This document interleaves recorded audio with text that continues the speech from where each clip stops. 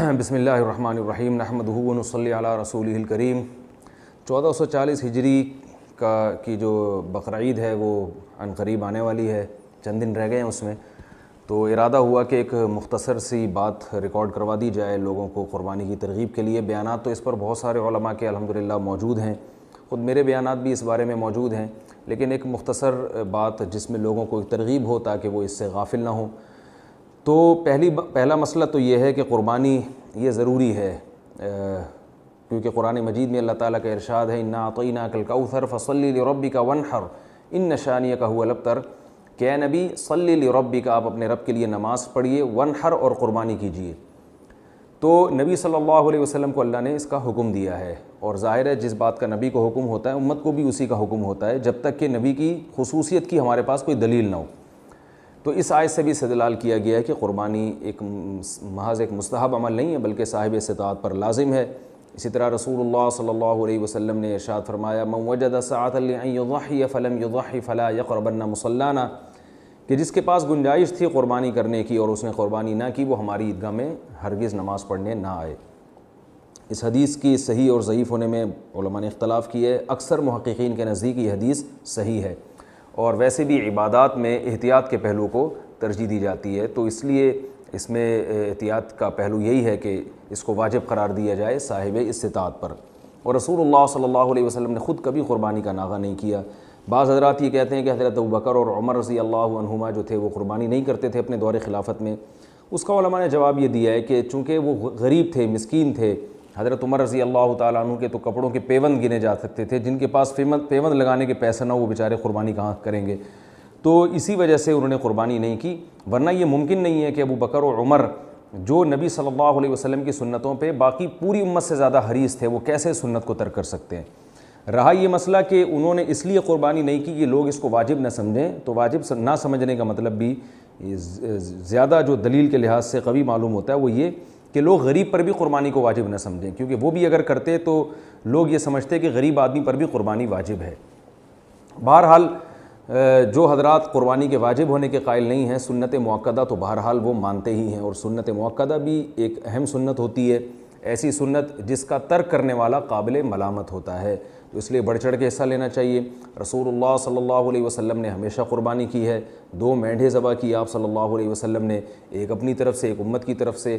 آپ اس سے ایصال ثواب کے لیے بھی قربانی کر سکتے ہیں، اپنی طرف سے، اپنے مرحوم والدین کی طرف سے، تو والدین کو ثواب پہنچانے کا بھی ایک بہترین موقع ہے۔ اور نبی صلی اللہ علیہ وسلم نے ارشاد فرمایا، حضرت عائشہ رضی اللہ تعالی عنہ سے مروی ہے کہ قربانی کے ان ایام میں اللہ تعالیٰ کو جانور کا خون بہانے سے زیادہ کوئی عمل محبوب نہیں ہے۔ اب دیکھیے بقرعید کا دن شروع ہونے سے پہلے آپ اگر قربانی کریں گے وہ قبول نہیں ہوگی، اور عید کے تیسرے دن جب سورج غروب ہوتا ہے اس کے بعد آپ قربانی کریں گے تو قبول نہیں ہوگی۔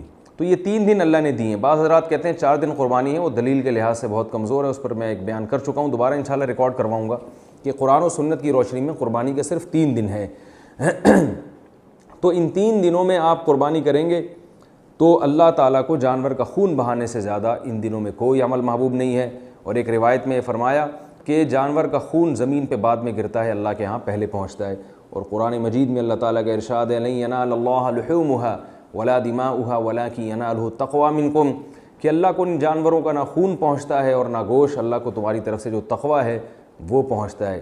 تو کتنی بڑی فضیلت ہے اس کی۔ اور آپ صلی اللہ علیہ وسلم نے فرمایا ہر بال کے بدلے میں اللہ تعالیٰ نیکی عطا فرماتے ہیں۔ اور بڑی زبردست بات یہ ہے کہ جب آپ جانور قربان کرتے ہیں وہ اللہ کی ملکیت میں داخل ہو جاتا ہے، یہی وجہ ہے کہ اس کے گوشت کا بیچنا جائز نہیں ہے، اگر بیچ دیا تو قیمت صدقہ کرنی پڑے گی۔ حتیٰ کہ قربانی کے جانور کی رسی بھی آپ فروخت نہیں کر سکتے، اگر آپ نے فروخت کر دی تو قیمت کو صدقہ کرنا پڑے گا۔ یہ سب اس بات کی علامتیں ہیں کہ جب آپ نے جانور ذبح کر دی اللہ کے لیے تو اللہ کی ملکیت میں چلا گیا۔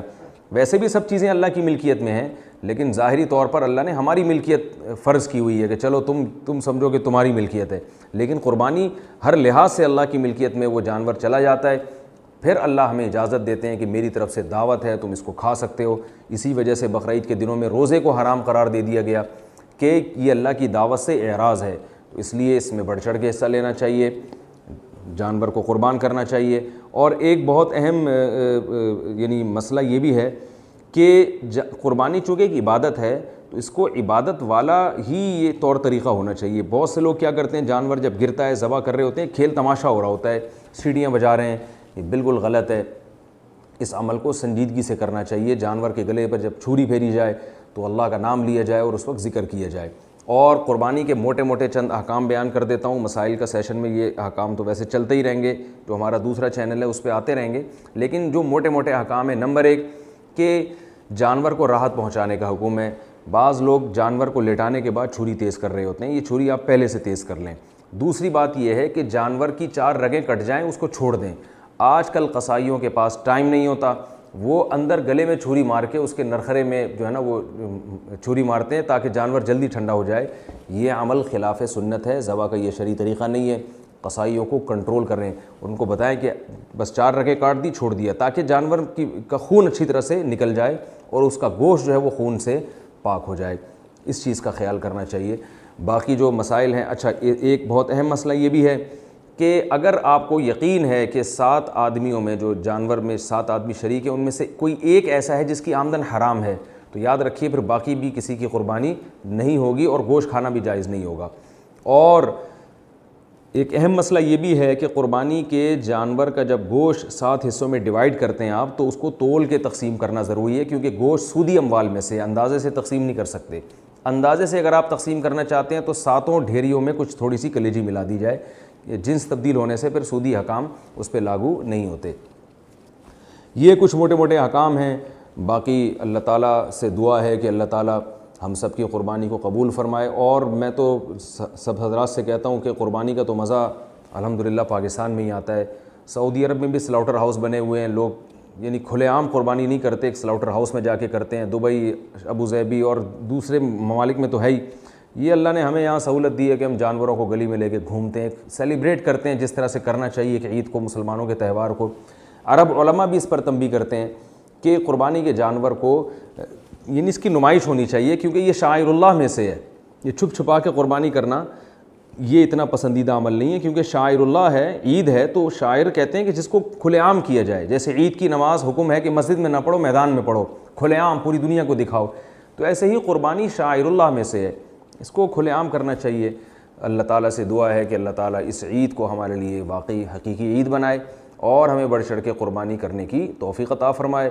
اور اس میں ہمیں ان غریبوں کا بھی خیال کرنا چاہیے جو قربانی کر نہیں سکتے, تو ان کے لیے گوشت بھی ہمیں صدقہ کرنا چاہیے, تاکہ قربانی کے ساتھ ساتھ ہمیں صدقہ کا ثواب بھی ملے. اللہ تعالیٰ عمل کی توفیق عطا فرمائے.